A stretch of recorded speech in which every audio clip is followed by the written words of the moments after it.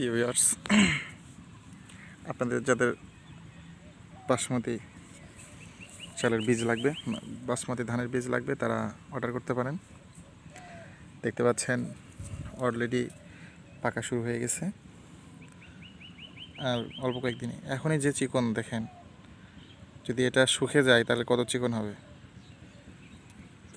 তো যারা original Indian basmati ধানের বীজ খুঁজতেছেন তারা যোগাযোগ করতে পারেন।